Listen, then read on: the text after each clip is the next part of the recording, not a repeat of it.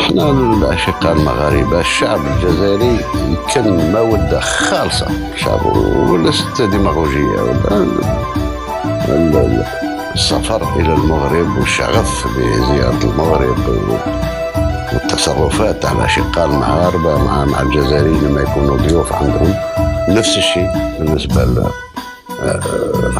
للإنسان المحلل النزيه لما انتصرت الجزائر في كأس إفريقيا، كان نفس التصرف للشعب المغربي نفس تصرف الشعب الجزائري بالأعلام الجزائرية 1 2 3، حتى في الأحياء الشعبية، حتى في الرباط، في الدار البيضاء، في وجدة، في الناظور، في كل الأماكن.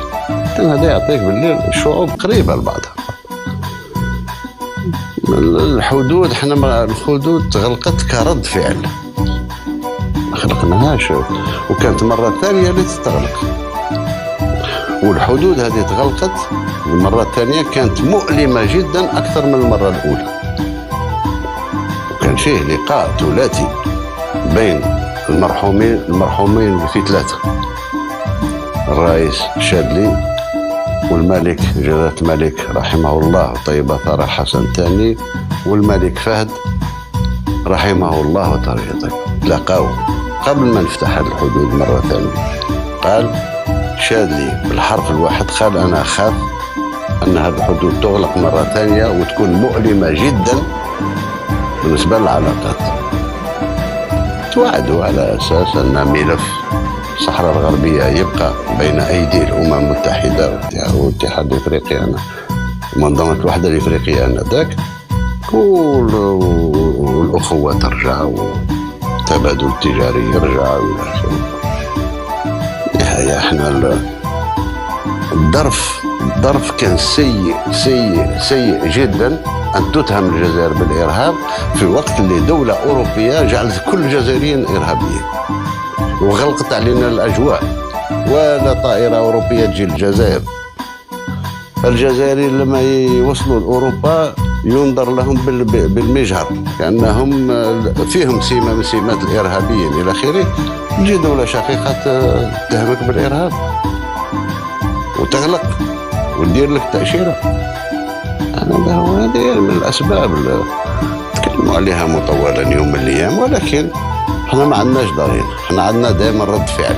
مع السيف وزير القجع على المجهودات الكبيرة اللي قاموا بها باش يأمنوا لنا هذا السفر في الظروف المريحة، ظروف تشبه ايضا الظروف ديال الاستعدادات ديالنا. الكل تعرف الظروف اللي تستعد فيها دابا المنتخبات الوطنيه في ديال هذه المنشآت الكبيره اللي ولات عندنا.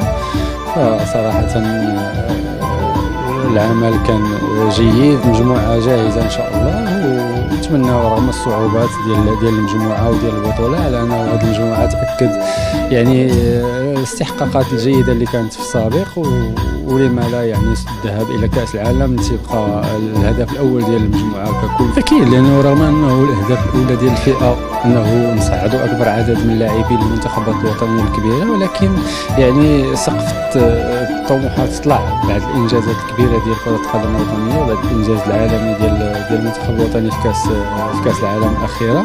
فسقف الطموحات طلع، وبالضروره النتائج ولات جزء لا يتجزا يعني حتى من الاهداف ديال حتى المنتخبات الصغيره. فهذا ايضا عامل محفز وتكويني ايضا ان اللاعبين يحظوا بمباريات في المستوى العالي، بالاضافه للبرامج التدريبيه.